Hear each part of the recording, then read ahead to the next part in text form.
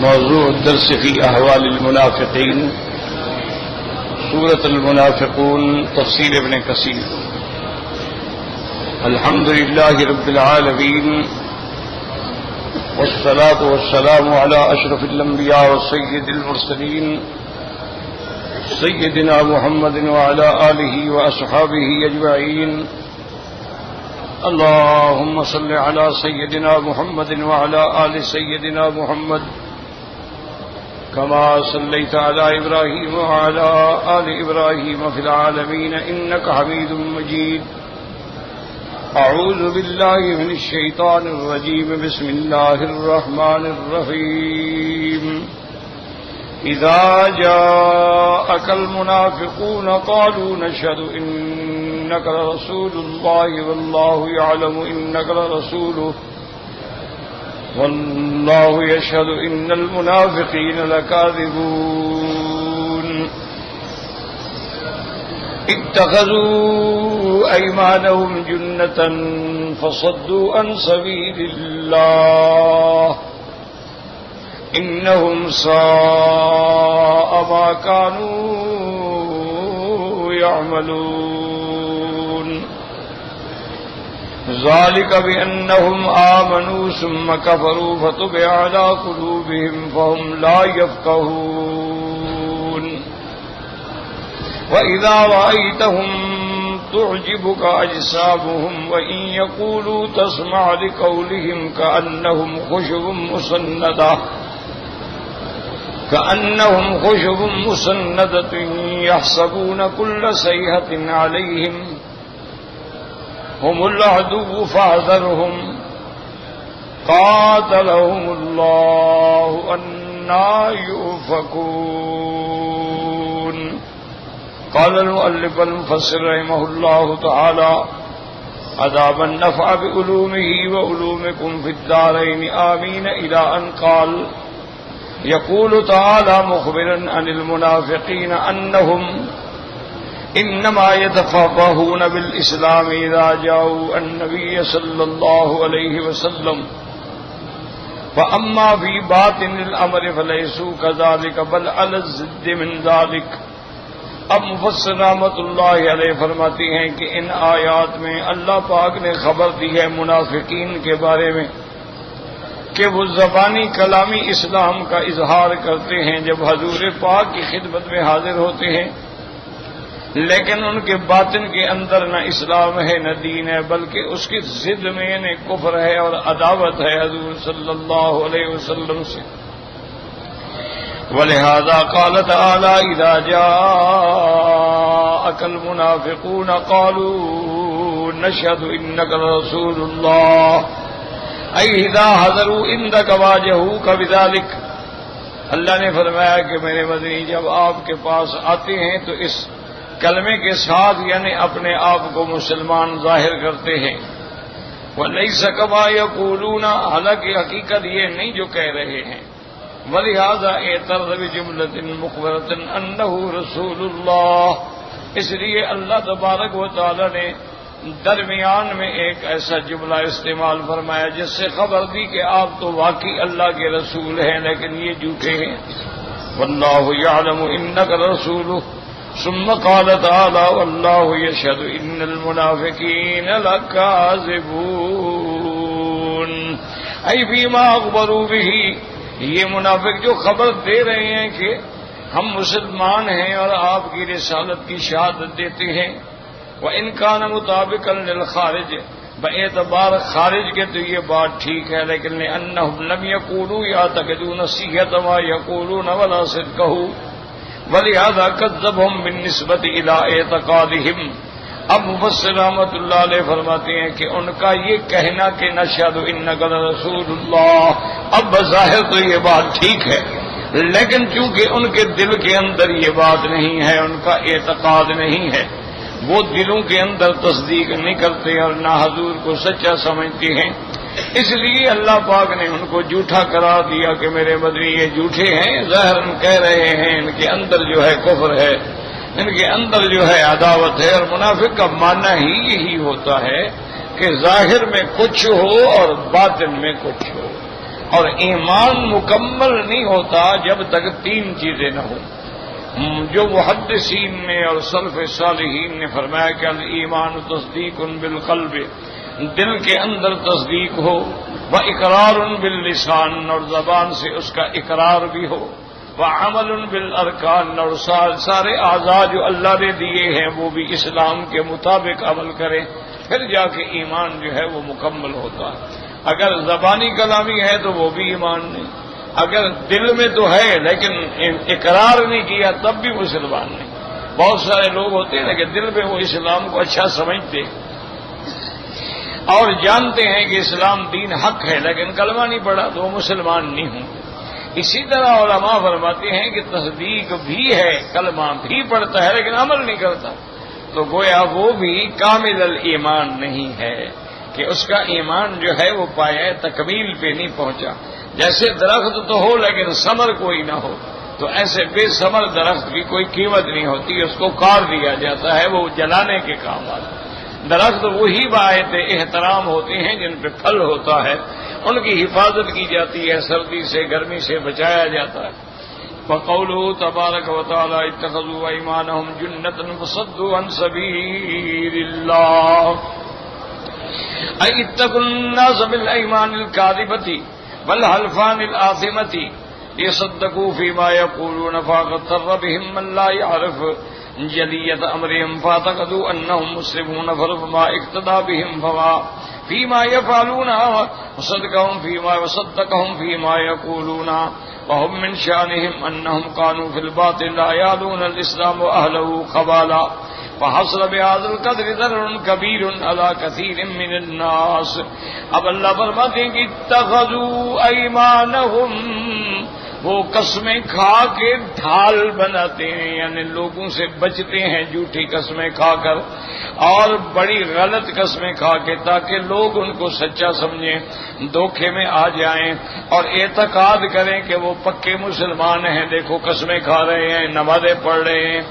اور اسی طرح ربما اقتدى بهم فيما يفعلون وصدقهم فيما يقولون، وہ بھی انہی کی طرح عمل کریں اور جو کہتے ہیں ان کو سچا سمجھ لیں. من شانہم، حالانکہ حقیقت یہ ہے کہ باطن کے اندر ان کو نہ اسلام کی کوئی قدر ہے نہ مسلمانوں کی کوئی قدر ہے.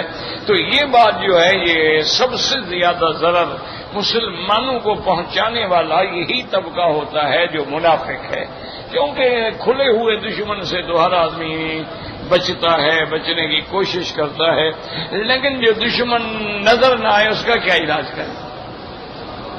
اس لیے آپ دیکھیں کہ ہمارا سب سے بڑا دشمن جو ہے وہ کون ہے؟ شیطان. کہ اللہ نے خود قرآن میں فرما دیا کہ ان الشیطان للانسان عدو مبین، شیطان انسان کا کھلا دشمن اور یہ ازلی اور ابدی دشمن ہے. دیکھیں نا، بعض دشمن ہوتے ہیں دشمنی کی سال دو سال کے بعد شروع ہو گئی، لیکن یہ ایسا بدبخت دشمن ہے کہ حضرت آدم کے وقت سے لے کر جب تک شیطان کی حیات ہے اور زندگی ہے وہ دشمن. اور دوسری خطرناک بات یہ ہے کہ ہمیں شیطان نظر بھی نہیں آتا، کہ بھئی شیطان کدھر ہے ہمیں نظر نہیں آتا. تو یہ اور خطرناک بات ہے کہ دشمن بھی خطرناک اور ایسا دشمن جو ہم دیکھ ہی نہیں سکتے. اچھا، اور یہ بھی عجب بات ہے کہ شیطان ہمیں دیکھ سکتا ہے لیکن ہم شیطان کو نہیں دیکھ سکتے. شیطان سب دیکھتا ہے. اسی لیے جب مقام بدر میں سرکار دو عالم رحمت دو جہاں صلی اللہ علیہ وسلم کے مقابلے کے لیے ابو جہل لشکر لے کے جا رہا تھا تو شیطان بھی ساتھ، ایک سردار کی شکل میں کہ میں بھی تمہارے ساتھ ہوں، بس ایک ہی دفعہ مسلمانوں کی طاقت کو ہمیشہ کے لیے مٹا دو. ان کو ہمت بڑھا رہا. جب میدان بدر کے قریب پہنچ گئے تو اب شیطان ذرا پیچھے ہونے لگا. اب دیکھا ابو جہل نے کہ یہ تو بڑے زور شور سے نعرے لگا رہا تھا اور ہمارا ساتھ دے رہا تھا، اب یہ پیچھے کیوں ہو رہا ہے؟ تو اسے پکڑ لیا. اس نے کہا کیوں ایسے کیا کر رہے ہو, کیوں ہٹ رہے ہو؟ اس نے کہا سچی بات پوچھتے ہو؟ انہوں نے کہا ہاں پوچھتا ہوں. انہوں نے کہا انی ارا ما لا ترون, میں جو دیکھ رہا ہوں وہ تم دیکھ نہیں سکتے ہو, بس مجھے جانے دو, میں نہیں جا سکتا. کیونکہ اس نے ملائکہ کو دیکھ لیا کہ وہاں اللہ کے فرشتے ہیں, وہ تو دیکھ سکتا تھا نا. اب ابو جہل تو نہیں دیکھ سکتا, وہ تو سمجھ گیا کہ بھی اب کافروں کی مار کا وقت آ گیا, یہ تو مریں گے, فرشتوں کا کون مقابلہ کرے گا؟ تو وہ ایسا دشمن ہے کہ انی ارا ما لا ترون, میں دیکھتا ہوں جو تم نہیں دیکھتے ہو. تو اللہ نے ہمیں بھی علاج بتلایا, حضور پاک نے بھی علاج بتلایا کہ ایسے ظالم دشمن جو نظر نہ آئے, اس سے بچنے کے لیے تم اس کی پناہ میں آ جاؤ جس کو کوئی بھی نہیں دیکھ سکتا. اس لیے کہ اعوذ باللہ من الشیطان الرجیم, اللہ کی پناہ پکڑو, اور اللہ کی ذات کو تو کوئی دیکھ ہی نہیں سکتا. تو جب تم اللہ کی پناہ میں آ جاؤ گے تو پھر شیطان بھی تمہارا کچھ نہیں بگاڑ سکتا. تو اس لیے ہمیشہ حکم ہے کہ جب بھی کوئی ایسے خطرات ہوں تو آدمی فوراً اعوذ باللہ من الشیطان الرجیم, اور اسی طرح لا حول ولا قوت الا باللہ العلی العظیم. تو یہ کلمات جب آپ پڑھتے ہیں تو پھر شیطان جو ہے وہ بھاگ جاتا ہے. ورنہ شیطان تو ایسا دشمن ہے کہ ہمیں نظر بھی نہیں آتا, ہمارے ساتھ بیٹھا ہوتا ہے, ہمارے کھانے میں ساتھ شریک ہوتا. اسی لیے حکم ہے کہ جب بسم اللہ الرحمن الرحیم پڑھو گے تو پھر شیطان شریک نہیں ہوگا, پھر شیطان شریک نہیں ہو سکتا. اور اگر تم نہیں پڑھو گے تو شیطان شریک ہو جائے. یعنی وہ ایسا ظالم ہے, اللہ معاف فرمائے, کہ کسی مقام پر انسان کو نقصان دینے سے نہیں چھوڑتا ہے. اور بالکل کھل کے اس نے کہا, چھپایا بھی نہیں, ثم لآتینہم من بین ایدیہم ومن خلفہم وعن ایمانہم وعن شمائلہم ثم لا تجد اکثرہم شاکرین. اس نے کہا میرا اللہ, میں تیرے بندوں کو آگے سے بھی اور پیچھے سے بھی اور دائیں سے بھی اور بائیں سے بھی ہر طرف سے ان کو گمراہ کرو, پھر آپ دیکھیں گے کہ ان کی اکثریت جو ہے وہ کافر ہو جائے گی, بہت تھوڑے ہوں گے جو تجھ پر ایمان لے آئیں, کیونکہ میں ہر طرف سے ان پہ حملہ کروں. تو اسی لیے شیطان جو ہے انسان پر ہر طرف سے حملہ کرتا ہے. کیا معنی ہے؟ یعنی آپ کے آگے سے زبان کے معاملات ہیں, ہاتھوں کے معاملات ہیں, پاؤں کے معاملات, ہر طرف سے وہ حملہ کرتا ہے. لیکن بعض اولیاء اللہ نے ایک بڑی عجیب بات کی ہے. انہوں نے کہا کہ دیکھو کہ شیطان نے کیا کہا کہ میں آگے پیچھے دائیں بائیں چار طرف سے حملہ کروں گا. مانا یہ تھا کہ چاروں طرف سے ان کو میں حملہ کروں گا. انہوں نے کہا کہ یہ نہیں کہہ سکا کہ اوپر سے اور نیچے سے, حالانکہ جیسے دائیں بائیں آگے پیچھے اوپر نیچے, جہاد تو 6 ہیں, جہاد تو 4 نہیں ہے نا. تو یہ نہیں کہہ سکا. انہوں نے کہا اس میں اللہ کی حکمت تھی کہ اللہ تبارک و تعالی نے کیونکہ اوپر سے اپنی رحمتیں بھیجنی ہیں وہ اوپر کا نام ہی نہیں لے سکا, اور نیچے سے جو آدمی دشمن کے اس میں آ جائے تو بچ ہی نہیں سکتا ہے. آپ جا رہے ہیں کہ گڑا تھا, پاؤں گڑے میں گر گئے, کتنا بڑا زور والا آدمی ہو کیا کرے گا. تو اللہ نے اس کو وہ موقع نہیں دیا کہ نیچے سے کھینچے. اسی لیے ایک صحیح حدیث مبارک میں آتا ہے کہ جب ابلیس نے یہ کہا فَبِعِزَّتِكَ لَأُغْوِيَنَّهُمْ أَجْمَعِينَ, اس لعین نے کہا مولا مجھے تیری عزت و عظمت و قدرت کی قسم ہے. دیکھو وہ بھی اللہ کو مانتا ہے, بدبخت ہے نا, اللہ کو تو مانتا ہے, اور ہماری طرح وہ قسمیں لوگوں کی نہیں کھاتا ہے, قبروں کی نہیں کھاتا ہے, قسم بھی اللہ کی کھا رہا ہے. فَبِعِزَّتِكَ لَأُغْوِيَنَّهُمْ أَجْمَعِينَ إِلَّا عِبَادَكَ مِنْهُمُ الْمُخْلَصِينَ. یا اللہ مجھے تیرے جلال کی قسم ہے, تیری عزت و عظمت کی قسم ہے میں تیرے بندوں کو گمراہ کروں گا مگر صرف وہی لوگ بچیں گے جن کو تم نے چن لیا ہے، جو تیرے خاص بندے ہیں وہ تو میرے حملے سے بچ جائیں، ورنہ میں کسی کو نہیں چھوڑوں گا۔ تو اللہ نے بھی فرمایا، اپنے اللہ پاک نے فرمایا ابلیس بات سنو، فَبِعِزَّتِي وَجَلَالِي، مجھے بھی اپنی عزت و جلال کی قسم ہے میرے بندے جب تک استغفار کرتے رہیں گے میں بھی گناہ معاف کرتا رہوں گا۔ اللہ نے فرمایا تم کرو جتنا زور لگا سکتے ہو، لیکن جب بھی بندے گناہوں کے بعد ایک دفعہ میرے دروازے پہ گڑ کر آگے گر پڑے اور توبہ کر لی میں بھی سارے گناہ معاف کروں۔ اسی لیے حضور پاک نے فرمایا کہ مینا و عرفات کے حج کے دنوں کے اندر آپ نے فرمایا میں نے شیطان کی کیفیت دیکھی ہے، اس قدر بدبخت ویلا کر رہا ہے اور ماتم کر رہا ہے اور مٹی اٹھا اٹھا کے اپنے سر پہ ڈال رہا ہے اور چیخو پکار کر رہا ہے، کہتا ہے مولا سارا سال محنت کر کے میں ان کو برباد کرتا ہوں، ایک دن آتے ہیں اور آپ معاف کر دیتے ہیں، سارے گناہ بخشوا کے چلے جاتے ہیں، میری تو سال کی کمائی ختم ہو گئی، میں تو برباد ہو گیا، میرا تو خسارہ ہو گیا۔ تو اس لیے ہمیشہ یاد رکھیں کہ شیطان لعین جو ہے وہ ایسا دشمن ہے کہ اس دشمن کے حملے سے ما سوائے اللہ کی رحمت کے، اللہ کی پناہ کے ہم نہیں بچ سکتے۔ اسی لیے ایک حدیث مبارک میں آتا ہے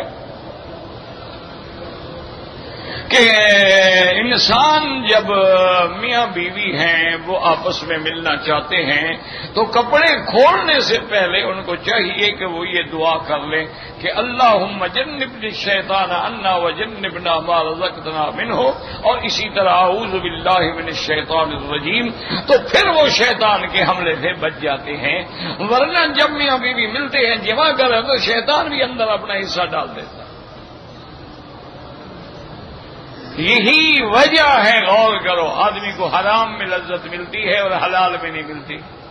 اپنی بیوی جو ہے اس کو پرواہ ہی نہیں، وہ لاکھ خوبصورت ہو، فرما بردار ہو، شریف ہو، پاک دامن ہو، نیک سیرت ہو، نیک صورت ہو، اس کو پسند ہی نہیں، اور وہ جو تتلیاں اڑتی پھرتی ہیں ہر روز نئے آدمی کی گود میں ہوتی ہیں وہ ان کو بڑی اچھی لگتی ہیں، کیونکہ اس ملاپ میں شیطان بھی اپنا اندر حصہ ڈالتا ہے،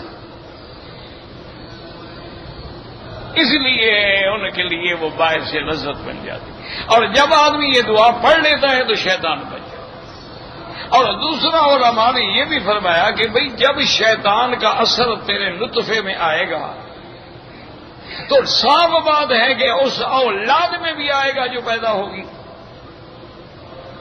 تو انہوں نے کہا یہی وجہ ہے کہ آج اولادیں جو ہے نافرمان ہیں کہ ان چیزوں کی آدمی پرواہ نہیں کرتا ہے، اور کون دعا پڑھے اور کون کیا کرے، اور اس وقت کا بھئی کچھ نہیں آتا اعوذ باللہ من الشیطان الرجیم ہی پڑھ لو، چلو اور دعا آپ کو نہیں آتی ہے صرف اتنا پڑھ لو اعوذ باللہ من الشیطان۔ اسی لیے حکم ہے نا کہ حمام میں بھی جاؤ تو کہو اللہم انی اعوذ بک من الخبث والخبائث، کہ ان ناپاک جگہوں پر شیطان ہوتا ہے، وہ چھیڑتا ہے،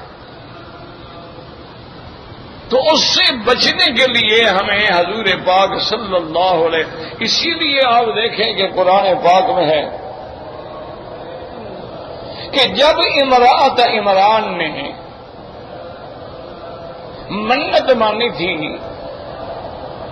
کہ یا اللہ مجھے اولاد عطا فرما، انی نذرت لک ما فی بطنی محررا فتقبلها منی انک انت السمیع العلیم، اور اس کے بعد جب وہ بچی پیدا ہو گئی تو اس نے عرض کیا اللہ آپ تو جانتے ہیں فلما وضعتها قالت رب انی وضعتها انثى وانی سمیتها مریم وانی اعیذها بک وذریتها من الشیطان الرجیم۔ تو بی بی مریم نے کی والدہ نے یہ دعا کی کہ یا اللہ میں آپ کی پناہ میں دیتی ہوں اس کو بھی، اس کی آگے نسلوں کو بھی شیطان رجیم کے حملے سے۔ انی اعیذها بک، میں تیری ذات کے ساتھ پناہ پکڑتی ہوں، وذریتها من الشیطان الرجیم۔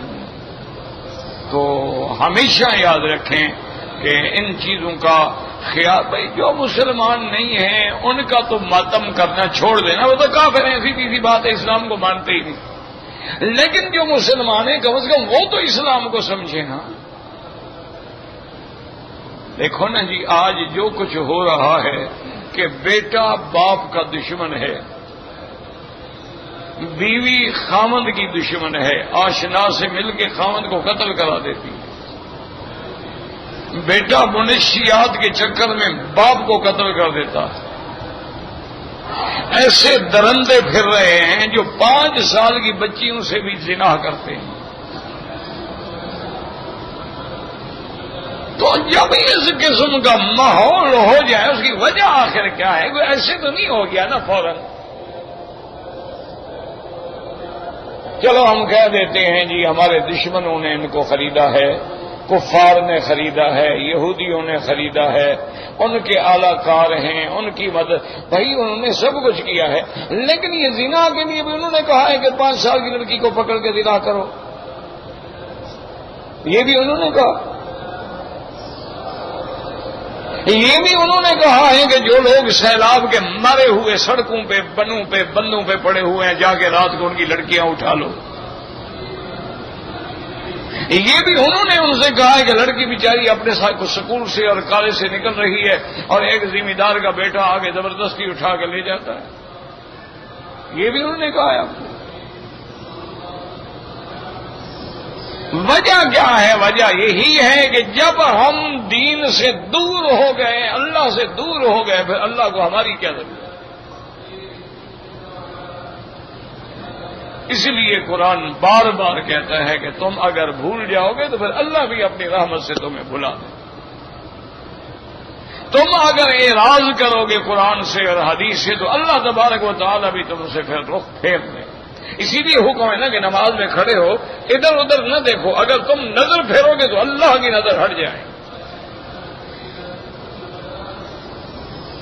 اسی لیے حکم ہے کہ نماز میں کھڑے ہو تو کوئی اور چیز، مثلا آگے یہ آیت رکھی ہے آپ وہاں پڑھنا شروع کر دیتے ہیں سورۃ المنافقون مدنیہ، تو نماز ختم. اسی لیے حکم ہے کہ کوئی پھولدار چیز، جیسے بی بی صاحبہ نے ایک دفعہ پردہ لٹکا دیا، حضرت ہمیں ہٹا دو. میں خود سوچ رہا تھا کہ آج میری نماز کے اندر کیوں ایسے خیالات آ رہے ہیں. اگر سامنے ایک پردہ لگا ہوا ہو، اس میں تھوڑے بہت بوٹے شوٹے بنے ہوئے ہوں، اگر وہ اللہ کے نبی کے خیالات کو کھینچ سکتا ہے تو ہمارا کیا حال ہوگا؟ اور ایسی خوبصورت انہوں نے جناب جان نمازیں بنا دی ہیں کہ آدمی انہیں کے پھول ہی دیکھتا رہتا ہے، بس آدمی سب ہی دیکھتا رہتا ہے. آدمی جناب قالینوں کو دیکھتا رہتا ہے کیسے پھول کیسا بنا ہے، کون کون سے اس میں رنگ ہیں، کتنی ناٹ ہے، کتنی دبیز ہے، یار یہ اونی ہے یا سوتی ہے. اسی میں کھڑے نماز ہو رہی. اسی لیے امام مالک رحمت اللہ علیہ جو ہیں وہ فرماتے تھے کہ خالص پتھر پہ نماز پڑھو افضل ہے، اس لیے تمہاری توجہ ادھر ادھر نہ ہٹے. اچھا اگر آپ نے جائے نماز بھی لینی ہے کچھ سادہ لے لو. اگر آپ نے مثلا حرم میں مساجد میں آج کل قالینیں بچھی ہوتی ہیں، کوئی کپڑا رکھ لو بچھا دیا تاکہ تیری وہ جو نظر ہے نا وہ نہ ہٹے. جب تیری نظر ہٹے گی اللہ کو کیا ضرورت ہے؟ ان تعبد اللہ کأنک تراہ، اس طرح عبادت کرو گویا تم خدا کو دیکھ رہے ہو. اور سنت نفل وہاں جا کے پڑھو جہاں تجھے کوئی ڈسٹرب نہ کرے. یہ کتنا ہمارے بھائی ہمارے بزرگ حاجی آ رہے ہیں، نماز کا سلام ہوا وہیں کھڑے ہو گیا، بتا میں اللہ اکبر سنتیں پڑھے. خدا کے بندے خدا کا خوف کرو. جتنے طواف والوں کا راستہ روکو گے ان سب کا گناہ تمہارے سر پہ ہے. اور پھر کون سی نماز ہے؟ کوئی تمہارے اوپر سے گزر رہا ہے، کوئی ادھر دھکا دے رہا ہے، کوئی ادھر دھکا دے رہا ہے، کوئی آگے سے گزر رہا ہے. یہ کون سی نماز ہے؟ آپ نے طواف کر لیا، فرض پڑھ لیا، ہٹ جائیں، ایسی جگہ کھڑے ہوں آگے آپ کے ستون آ جائے تاکہ کوئی عورت کوئی مرد آپ کے آگے گزر نہ سکے اور آپ کی توجہ ادھر ادھر مبذول نہ ہو، وہاں کھڑے ہو کے سنتیں ادا کریں. اسی لیے میرے مدنی پاک رحمت دو جہاں تو نماز کی سنتیں ہمیشہ گھر میں پڑھتے تھے. وہ تو مسجد میں آ کر کبھی تحیت المسجد پڑھ لی، دیکھا کہ ٹائم ہے تو کبھی 2 رکعت پڑھ لی، ورنہ جو اصل سنتیں ہیں وہ حضور ہمیشہ گھر میں پڑھ کے. لیکن آج اتنا عرصہ ہو گیا ہے، بس آئے ہیں، ایک بھیڑ ہے، چل رہے ہیں، طواف ہو رہے ہیں، موبائل کان سے لگے ہوئے ہیں، نہ ذکر ہے، نہ تسبیح ہے، نہ اللہ کی یاد ہے، وہ اپنے حال حوال کر رہا. انا للہ و انا الیہ راجعون. اللہ کے حرم کو ہم نے اسٹوڈیو بنا دیا ہے، ہر طرف کیمرے لے کے فوٹو کھینچے جا رہے ہیں. اس میں مرد بھی ہیں، عورتیں بھی ہیں، محرم بھی ہیں، غیر محرم بھی ہیں. انا للہ و انا. حرم اسی لیے آپ آئے کہ یہاں فوٹو کھینچے جا رہے ہیں، اور یہ کعبے کے ساتھ کہا جب میرا بھی تم کھینچ، میں تمہارا کھینچ رہا. خدا کے بندے، جس کے لیے تم آئے ہو تو دیکھ رہا ہے، اسے تو فوٹو کی ضرورت ہی نہیں ہے نا. تو یہ جو اصل وجہ کیا ہے کہ ہر طرف سے شیطان کا حملہ ہے. ہر طرف سے موبائل آیا تو شیطان نے اس میں بھی راستے نکال دیے، کیمرے لگا دیے. موبائل آیا اس میں بھی گانے لگا دیے. موبائل آیا اس میں بھی اس نے موسیقی اور ڈانس اور پتہ نہیں کیا کیا ڈسکو کے گانے لگا دیے. موبائل آیا اس میں جناب اس نے ساری دنیا جہان کی انٹرنیٹ پہ جو برائیاں ہیں وہ آپ کے سامنے لا دی. موبائل آیا اس نے ای میل کے ذریعے پوری دنیا میں تمہارے تعلقات جو ہیں وہ قائم کر دیے. کبھی فیس بک کے نام پہ، کبھی کسی کے نام پہ روز میسج آ جاتے ہیں، جی میں آپ سے دوستی کرنا چاہتا ہوں. روز میسج آ جاتے ہیں. اچھا کبھی کبھی تو لڑکیوں کے میسج ہوتے ہیں. ہمیں پڑھ کے حیا آتی ہے، انہیں لکھتے ہوئے بھی حیا نہیں آتی. وجہ کیا ہے؟ وجہ صرف یہی ہے کہ ہر طرف سے شیطان ہے. ظہر الفساد فی البر والبحر. ظہر میں، خشکی میں، تری میں، ہر جگہ فساد ہی فساد. تو اس لیے اور علاج کیا ہے؟ الرجوع الی اللہ. اللہ کی طرف لوٹو. وانیبوا الی ربکم. اللہ کی طرف رجوع کرو، نمازیں پڑھو، استغفار کرو، اللہ کا ذکر کرو، اور بری صحبت سے بچو. اگر آپ نے اپنی نسلوں کو بچانا ہے نا تو آج مہربانی کر کے گھر میں جا کے ذرا اپنے بیٹوں کے، بیٹیوں کے، سب کے موبائل اپنے پاس لے لو، ذرا چیک تو کرو کہاں کہاں فون کرتے ہیں. 15 منٹ میں تمہارے آگے ساری حقیقت کھل جائے گی کہ ہمارے گھر سے پیغام کہاں کہاں جا رہے ہیں. پہلے تو انشاءاللہ تمہیں فون کو ہاتھ ہی نہیں لگانے دیں گے. اگر اتفاق سے تمہارے ہاتھ میں آ گیا تو چیک تو کرو کس کس نمبر پہ کال جا رہی ہے. ان کو کال ملا کے بات کریں. آپ کون ہیں جی؟ بات کریں.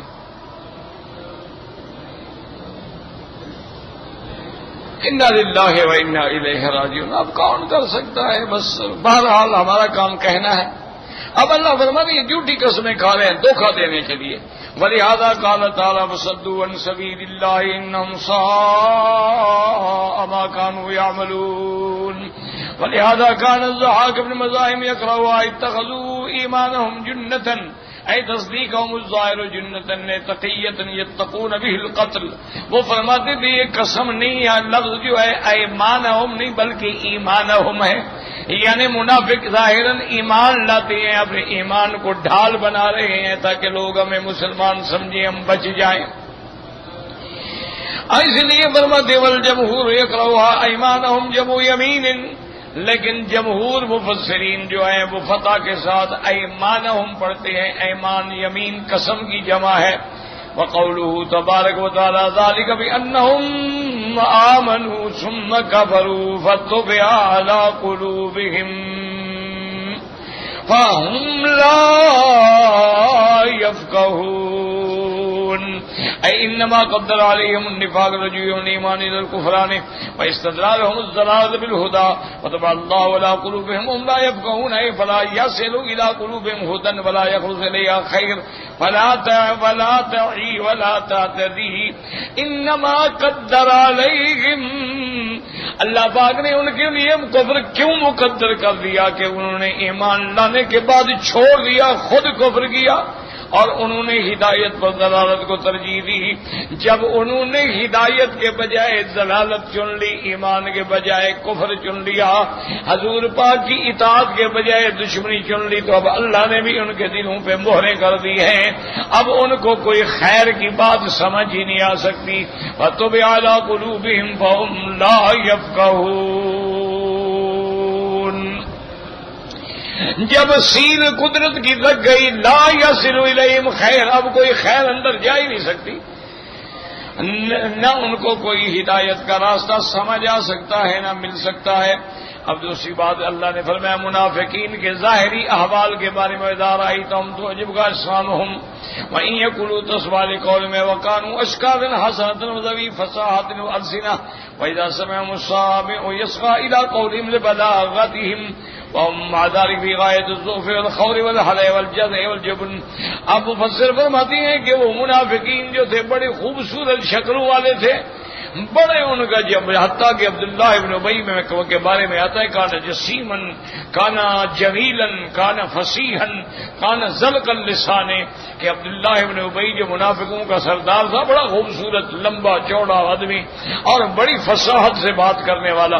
اللہ نے فرمایا کہ ان کی ظاہری شکل ایسی ہے کہ اور اگر بات کریں تو آدمی توجہ کر کے ان کی بات کو سنتا ہے، چونکہ ان کی کلام میں بلاغت ہے، فصاحت ہے، لیکن اس کے باوجود بھی یہ انتہائی کمزور ہے، انتہائی ذلیل ہے، انتہائی بزدل ہے، انتہائی پریشان ہے۔ بظاہر ڈیل ڈول ہے لیکن اندر کچھ بھی نہیں ہے، ظاہر میں تو ہے لیکن اندر حال یہ ہے کہ ذرا بھی کھٹکا ہو تو اوہ ہمارے بارے میں تو پتہ نہیں لگ گیا، ہمارے بارے میں تو کوئی خبر نہیں آ گئی، کیونکہ اندر جو چور چھپا ہوا ہے ذرا سی بھی بات ہو تو ڈر جاتے ہیں۔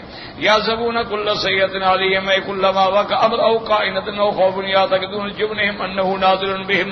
کوئی بات ہوتی ہے، کوئی خبر آتی ہے، کوئی بات کہتا ہے تو یہ ڈر جاتے ہیں کہیں ایسا نہ ہو کہ ہمارے اندر جو منافقت ہے وہ اللہ تبارک و تعالی کھول کے بیان نہ فرما دیں۔ اشیۃ علیکم فاذا جاء الخوف رأیتهم ينظرون الیک تدور اعینهم کالذی یغشی علیہ من الموت فاذا ذهب الخوف سلكوكم بألسنة حداد اشیۃ علی الخیر اولئک لم یؤمنوا فاحبط اللہ اعمالهم وکان ذلک علی اللہ یسیرا۔ یہ بہت بڑے تمہارے لیے بدبخت جو ہیں بڑے جرت والے ہیں، لیکن جب آتا ہے خوف تو دیکھو ان کی آنکھیں ایسے پھرتی ہیں جیسے مرنے والا ڈر کے مارے دیکھتا رہتا ہے، اور جب خوف چلا جاتا ہے اب زبانیں تیز ہو جاتی ہیں، چڑھ دوڑتے ہیں مسلمانوں پر۔ اولئک لم یؤمنوا، یہ ایمان نہیں لے آئے، نتیجہ کیا نکلا؟ فاحبط اللہ اعمالهم، اللہ نے ان کے اعمال کو بھی برباد کر دیا۔ وکان ذلک علی اللہ یسیرا وہم جہامات مصور بلا معنی، یعنی یہ فقط صورتیں، فقط شکلیں ہیں جن کا معنی کچھ نہیں ہے۔ جیسے کاغذوں کے پھول سے کبھی خوشبو نہیں آ سکتی ہے، دیکھنے میں تو پھول ہے لیکن حقیقت میں وہ کاغذ ہے، کچھ نہیں، یہ بھی اسی طرح بے معنی ہے۔ وَلِهَذَا قَالَ تَبَارَكَ وَتَعَالَىٰ، میرے مدنی آپ دیکھ لیں، سمجھ لیں، هُمُ الْعَدُوُّ، یہ ہیں آپ کے دشمن، فَاحْذَرْهُمْ، ان سے بچیں، قَاتَلَهُمُ اللَّهُ أَنَّىٰ يُؤْفَكُونَ، اللہ کی ان پہ لعنت ہو، یہ کیسے پھر گئے ہدایت کو چھوڑ کے دلالت کی طرف؟ اے کیف یسمون آیت دلالت قال الامام احمد رحمہ اللہ تعالی حدثنا یزید قال حدثنا عبد الملک ابن قدامۃ الجمحی عن اسحاق بن بکیر بالفرات عن سعید بن سعید المقبری عن ابیہ النبی رضی اللہ تعالی عنہ ان النبی صلی اللہ علیہ وسلم قال ان للمنافقین علامات یعرفون بها۔ امام احمد رحمۃ اللہ علیہ نے اس سند کے ساتھ حضرت ابی ہریرہ رضی اللہ تعالی عنہ سے روایت فرمائی ہے کہ میرے آقا نے محبوب دو عالم صلی اللہ علیہ وسلم نے فرمایا ان للمنافقین علامات، منافقوں کی نشانیاں ہوتی ہیں، یعرفون بها، وہ ان نشانیوں سے پہچانے جاتے ہیں، تحیتہم لعنۃ وطعامہم نہبۃ وغنیمۃ غلول ولا یقربون المساجد الا حجرا، ان کا آپس میں سلام جو ہے وہ گالی ہوتی ہے، بات کریں تو ایک دوسرے کو گالیاں دیں گے، سمجھ لیں کہ یہ بھی منافق کی علامت ہے۔ اور ان کا مال جو ہے وہ لوٹ کا مال ہوتا ہے، حلال سے وہ دور ہوتے ہیں۔ اور اس کے بعد حضور پاک نے فرمایا اور اگر وہ مال ان کو مل جائے تو اس میں غلول اور خیانت کرتے ہیں۔ ولا یقربون المساجد، اور مسجدوں کے قریب ہی نہیں آتے ہیں مگر تھوڑے تھوڑے۔ ولا یأتون الصلاۃ الا دبرا، اور نماز کے لیے بھی نہیں آتے ہیں مگر ایسے جیسے پیٹ دے کے جان چھڑانے کے لیے، سر سے بوجھ اتارنے کے لیے آتے ہیں۔ مستکبرین لا یعلفون ولا یعلفون، اور اتنے متکبر ہیں، نہ کسی سے محبت کرتے ہیں، نہ کسی سے متواضع بات کرتے ہیں، اور نہ کسی کی بات سننے کے لیے تیار ہیں۔ عجب باللیل سخب بالنہار، رات کو ایسے ہیں جیسے لکڑی کھڑی ہو اور دن کو شور مچانے والے ہیں۔ یہ جو ہے ساری علامات جو ہیں سخب بالنہار، علامات نفاق ہیں۔ اسی طرح حدیث مبارک میں آتا ہے آیت المنافق ثلاث، حضور پاک نے فرمایا کہ منافق کی 3 نشانیاں ہیں۔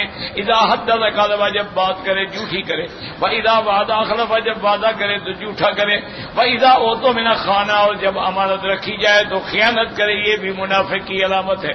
اور اسی طرح میرے مدنی پاک نے رحمت دو جہاں صلی اللہ علیہ وسلم نے فرمایا دا خاصم فجر، کہ جب کسی سے جھگڑا ہو تو گالی گلوچ کرے، یہ بھی منافق کی علامت ہے، کیونکہ مومن جو ہے کبھی اس کی زبان پہ غلط لفظ آ ہی نہیں سکتا ہے، تو اس لیے ہمیشہ جو ہے احتیاط کریں۔ اب اللہ پاک فرماتے بسم اللہ الرحمن الرحیم وَإِذَا قِيلَ لَهُمْ تَعَالَوْا يَسْتَغْفِرْ لَكُمْ رَسُولُ اللَّهِ لَوَّوْا رُءُوسَهُمْ وَرَأَيْتَهُمْ يَصُدُّونَ وَهُمْ مُسْتَكْبِرُونَ سَوَاءٌ عَلَيْهِمْ أَسْتَغْفَرْتَ لَهُمْ أَمْ لَمْ تَسْتَغْفِرْ لَهُمْ لَنْ يَغْفِرَ اللَّهُ لَهُمْ إِنَّ اللَّهَ لَا يَهْدِي الْقَوْمَ الْفَاسِقِينَ هُمُ الَّذِينَ يَقُولُونَ لا تنفقوا على من عند رسول الله حتى ينفضوا ولله خزائن السماوات والأرض ولكن المنافقين لا يفقهون يقولون لئن رجعنا إلى المدينة ليخرجن الأعز منها الأذل ولله العزة ولرسوله وللمؤمنين ولكن المنافقين لا يعلمون۔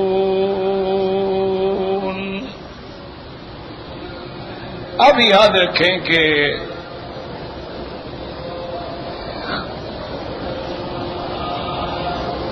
جیسا کہ الحمدللہ آپ نے پڑھا ہے سنا ہے کہ جب عبداللہ ابن ابی نے اپنی جماعت میں بیٹھ کے میرے مدنی پاک کی شان میں اور صحابہ کی شان میں گستاخی کی اور ساتھ اپنی جماعت سے کہا کہ بھئی آج کے بعد تم صحابہ کی مدد بند کر دو، ان کی اعانت بند کر دو، یہ خود بخود بھاگ جائیں گے، جب کھانے کو نہیں ملے گا تو کیا کریں گے۔ اور ساتھ یہ بھی کہا کہ ہم مدینے پہنچ جائیں، مدینے میں پہنچنے کے بعد چونکہ ہم عزت والے ہیں، غلبے والے ہیں، قوت والے ہیں، ہم ان کمزوروں کو اب مدینے سے نکال دیں گے، بس اب ان کو ہم رہنے ہی نہیں دیں گے۔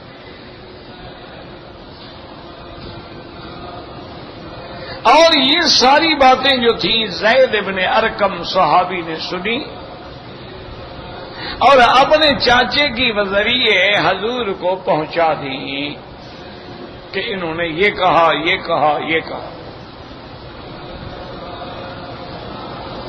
اسی سے علماء نے مسئلہ نکالا ہے. یاد رکھو کہ جتنے ائمہ کرام ہیں، محدثین ہیں، فقہا ہیں، یہ مسائل بناتے نہیں ہیں، سمجھا کرو. یہ مسائل بتاتے ہیں، مسائل بناتے نہیں، مسئلہ بتاتے ہیں، خود نہیں بناتے.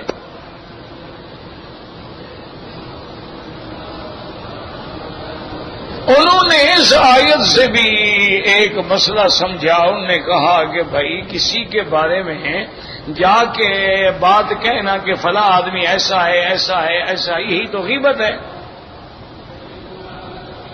یعنی ایک آدمی کے بارے میں آپ جا کے کہیں کہ جناب وہ شرابی ہے، وہ جناب ایسی باتیں کر رہا، یہی تو غیبت ہے. اور غیبت تو منع ہے، حرام ہے اور گناہ کبیرہ ہے.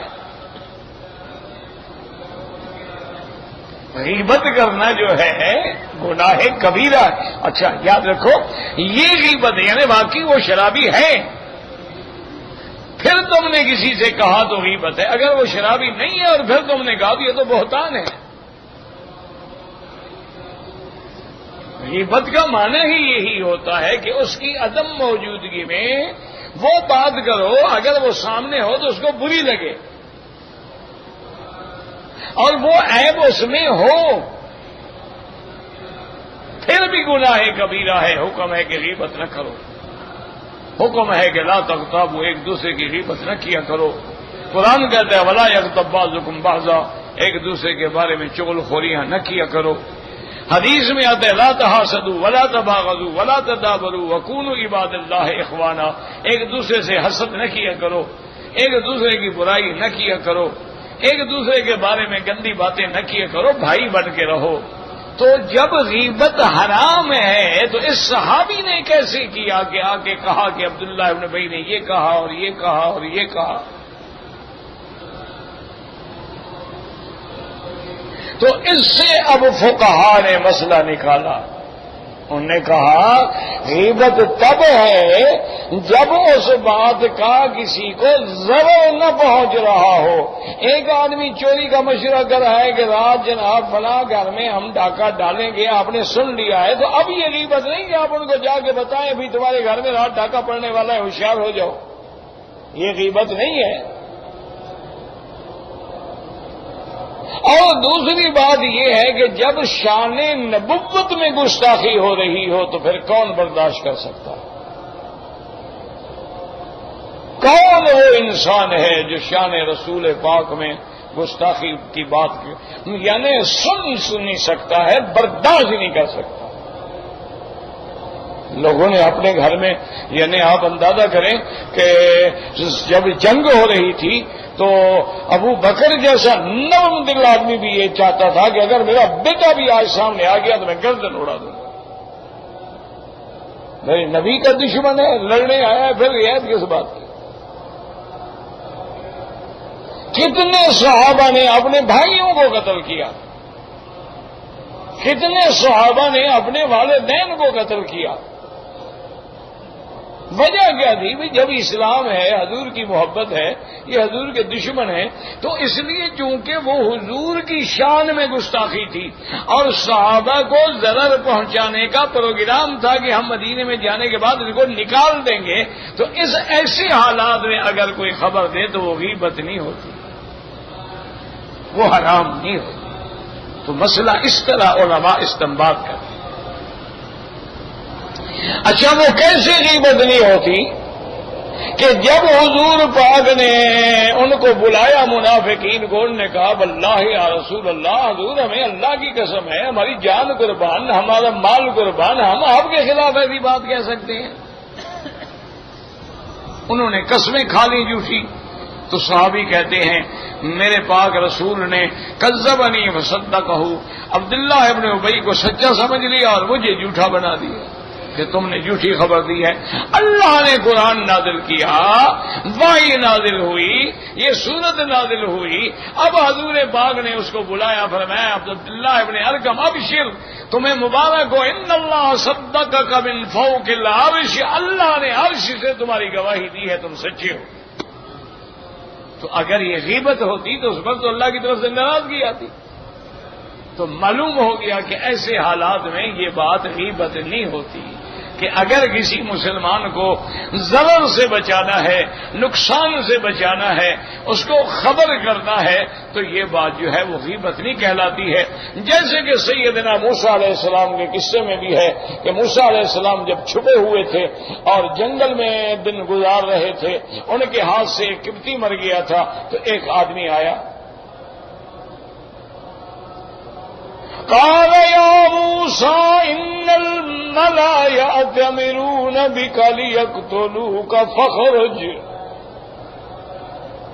إني لك لمن الناصحين. ایک آدمی نے کہا موسیٰ علیہ السلام، ان الملا، ملا کہتے ہیں سردار، بڑے بڑے لوگ، وزیر فرعون کے جو تھے. ملا کا معنی ہوتا ہے یعنی جن کی دیل ڈول دیکھ کے بندے کے دل بھر جائیں روب سے، یار کوئی بڑا آدمی ہے، تو اس لیے ان کو ملا کہا جاتا ہے.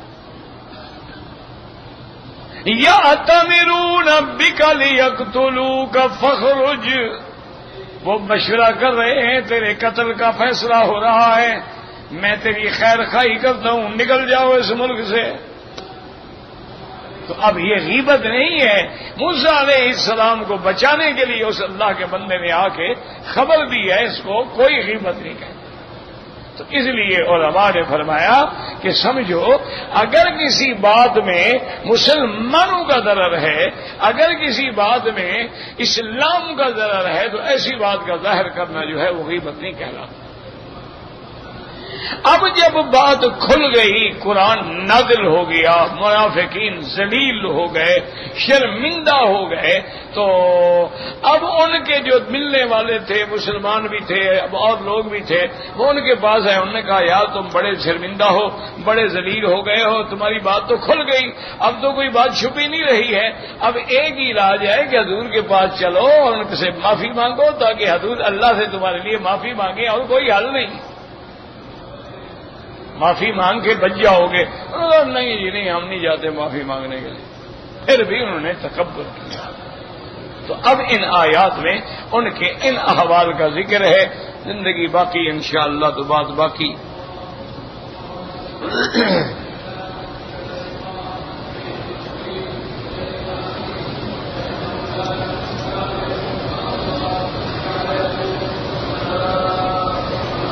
کہتے جی کہ کچھ لوگ جو ہیں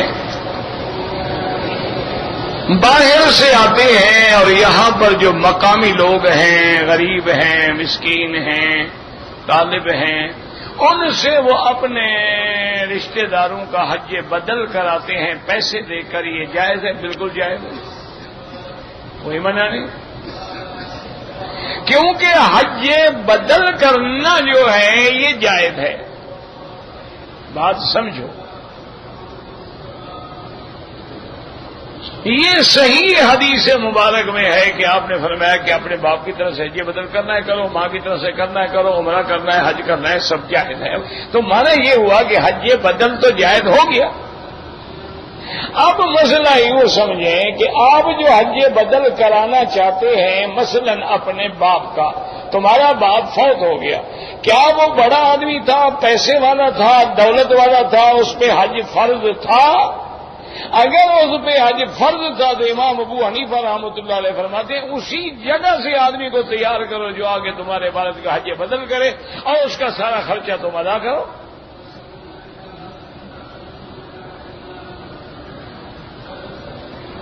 اگر بفرض محال وہاں سے بھی نہیں آ سکتا تو کم از کم وہ میقات کے باہر سے آئے، مثلا مدینہ منورہ سے آ کے تمہارے باپ کا حج کرے، چونکہ مدینہ میقات ہے. طائف سے آ کر تمہارے باپ کا حج کرے، احرام وہاں میقات پہ باندھے حج بدل کی نیت سے. تو حج ہو سکتا ہے، اور اس کے سارے اخراجات جو ہیں وہ بھی تمہارے ذمہ ہوں گے۔ اچھا، ایک یہ ہوتا ہے کہ بھئی میرے باپ نے یا میرے دادے نے حج تو کیا ہے، چلو ہم مکے میں رہتے ہیں، یہاں کھا رہے ہیں، کما رہے ہیں، اللہ کا شکر ہے، تو بھئی میں ان کے لیے نفلی حج کرا دوں تو اس کے لیے کوئی پابندی نہیں، وہ مکے میں کسی آدمی کو کہہ کے بھی ان کے لیے نفلی حج کرا سکتے ہیں،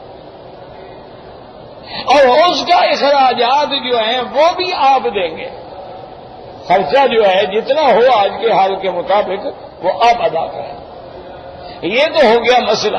اور ایک میری طرف سے مشورہ کہ یہاں ہر آدمی پر حج بدل کا اعتبار نہ کرنا، ایک حج بدل کا اور ایک بکریاں ذبح کرنے کا، یہ ہر کسی پہ اعتبار نہ کرنا۔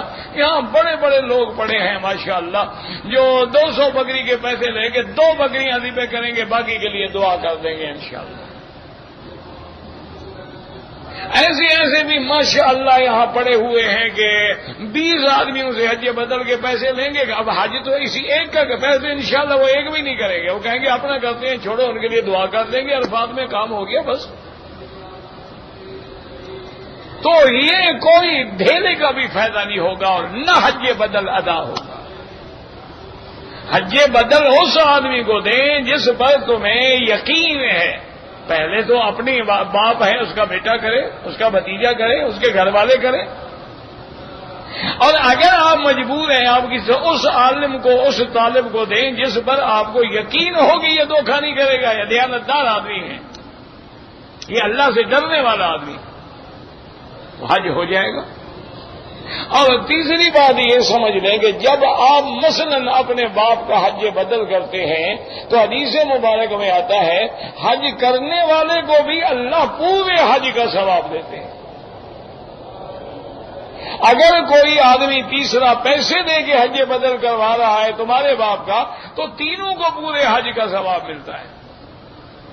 اس لیے کوئی نہیں، آپ اپنا کر چکے ہیں، بالکل بدل کریں اپنے رشتہ داروں کا، اپنے ان اقارب کا جو مر گئے بیچارے اور بدلنے حج نہیں کر سکے۔ ایک آدمی اپنی بیٹی کا نام اشال مریم، اشال کا تو مجھے پتہ نہیں کیا بلا ہوتی ہے، مریم البتہ اسلامی نام ہے۔ مریم تو قرآن میں ہے نا، سورت مریم بھی ہے، وذکر فی الکتاب مریم بھی ہے، باقی اشال مشال کا مجھے نہیں پتہ یہ کیا چیز ہے۔ تو مریم ایک نام کافی ہے، دو نام کیوں رکھتے ہو؟ اشال الگ ہے، مریم الگ ہے، ایک رکھو۔ بس لوگ اصل میں آج کل ایک یہ بھی فیشن چل پڑا ہے کہ نئے نام رکھے جائیں، ایسا نام رکھو جو اس علاقے میں کسی کا نہ ہو۔ میں نے آپ کو سنایا تھا کافی عرصہ پہلے ایک آدمی آیا، اس نے مجھے بالکل میرا ناک میں دم کر دیا، کہتا ہے جی اللہ نے مجھے بیٹا دیا ہے، مہربانی کر کے آپ ایسا نام بتائیں کہ پوری سرزمین میں کسی اور کا وہ نام نہ ہو۔ میں نے کہا اللہ کے بندے ایسی بات کرنے کی کیا ضرورت ہے؟ اب مثلا ہمیں اپنے محلے کا پتا ہے، دوسرے محلے کا ہمیں کیا پتا ہے کیا کیا نام ہے؟ اور نہیں حضرت آپ بتائیں۔ میں نے کہا پھر ابلیس رکھ لو۔ کیا مطلب؟ میں نے کہا مجال ہے کسی نے اپنے بیٹے کا نام ابلیس رکھا ہو، تمہارے بیٹے کا نرالا نام ہوگا۔ یہ کیا تماشا لوگوں نے بنایا ہوا ہے، نئے نئے نام، کبھی مشال ہے، کبھی اشال ہے، کبھی منال ہے، کبھی انال ہے، کبھی اکال ہے، کبھی اکال ہے، کبھی بتال ہے، یہ کیا ہے؟ خدا کا خوف کریں، تمہارے پاس حضور کی بیٹیوں کے نام ہیں، تمہیں وہ پسند نہیں ہے؟ تمہارے پاس ازواج رسول اللہ امہات المومنین کے نام ہیں، وہ تمہیں پسند نہیں ہے؟ تم نے ضرور فیشنیبل ماڈرن نام رکھنے ہیں۔ اچھا، پھر ایک اور اللہ کا عذاب آیا ہے لوگوں پہ کہ اگر کسی کا نام ہوگا نا محمد اکرم تو کہیں گے اکی، اکو، انگریز چونکہ ایسے بولتا ہے نا تو یہ اس کی نسل ہے نا بیچاری، یہ مانوی نسل ہے نا ان کی، یہ بھی اس نام کو بگاڑیں گے۔ اچھا، عبد الخالق، خالق، بھائی بندہ خالق ہو سکتا ہے؟ خدا کا خوف کرو۔ عبد الرزاق نام کہیں گے رزاق، اور رزاق صاحب جی، رازق صاحب جی، خدا کا خوف کرو۔ انسان کیسے رزاق ہو گیا؟ وہ تو تم نام لیتے ہوئے بھی گناہ گار ہو جاؤ گے۔ بس وہ انگریزوں کے پیچھے ہم چل پڑے ہیں، وہ جو کہیں گے ہم حاضر ہیں کریں گے۔ وہ پہلے پتلون لمبی پہنتے تھے، ہم بھی لمبی پہنتے تھے، اب انہوں نے موٹی پنڈلی تک پہننی شروع کر دی، ہم نے بھی وہاں تک شروع کر دیے، اب اس سے بھی اوپر چلے جائیں گے، ہم بھی اوپر چلے جائیں گے۔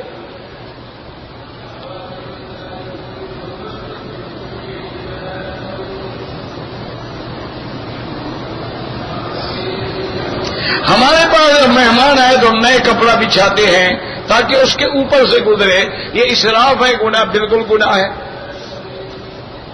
بالکل گناہ ہے کہ کپڑا بچھاؤ، کپڑے کے اوپر چلے گا، کیا اس کے پاؤں اتنے نازک ہیں کہ ماشاءاللہ فرش مخمل پہ چلنے سے چھلے جاتے ہیں؟ یہ تکبر ہے، بالکل تکبر ہے۔ اسی لیے تو ہے نا یہ بات، یہ ریڈ کارپٹ پہ سلامی ہوگی، اسی لیے تو ہوتا ہے نا۔ اچھا تم تو کپڑا بچھاتے ہو، یہ ایک فرقہ ہے تمہارے ملک میں بھی ہے اور پوری دنیا میں ہے، ان کا جو بڑا ہے نا، جو بڑا ان کا گرو مہنت ہے، وہ جب آتا ہے تو دونوں طرف لڑکیاں جو ہیں نوجوان کھڑی ہوتی ہیں اور وہ لیٹ جاتی ہیں اور اپنی زلفیں بچھا دیتی ہیں، ایک ادھر سے ایک ادھر، وہ ان کی زلفوں کے اوپر چل کے جاتا ہے۔ ان کا عقیدہ ہے کہ جس کی زلف پہ ہمارے پیر سائیں کا پاؤں آ جائے گا نا، اس کی شادی جلدی ہو جائے گی۔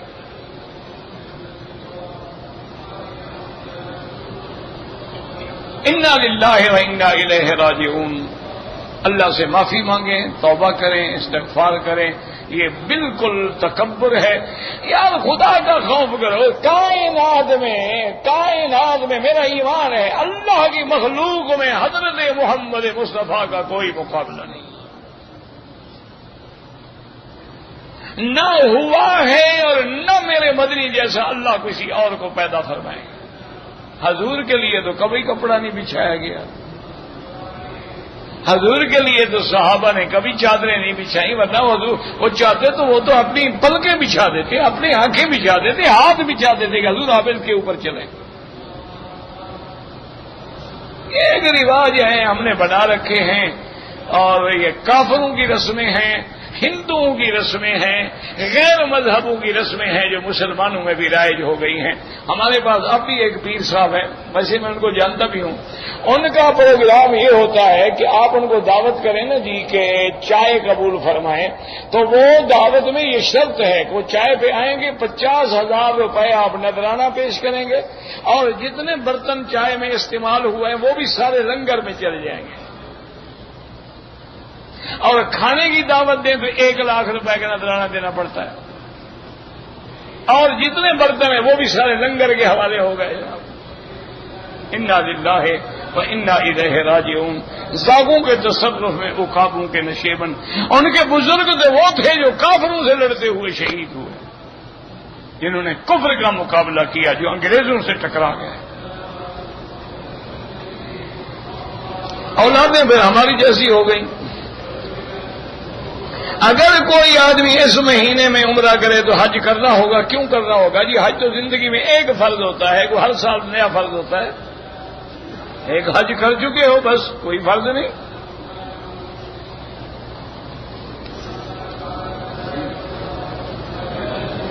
احناف کے نزدیک کیا یہ شرط نہیں ہے کہ ولی کے، ان کے نزدیک بھی شرط ہے کہ لا نکاح الا بولی، ان کے نزدیک بھی شرط ہے کہ ولی کے بغیر نکاح نہیں ہوتا، لیکن تم نے کوئی قسم کھائی ہوئی ہے کہ ائمہ کے عیب ڈھونڈتے رہو گے،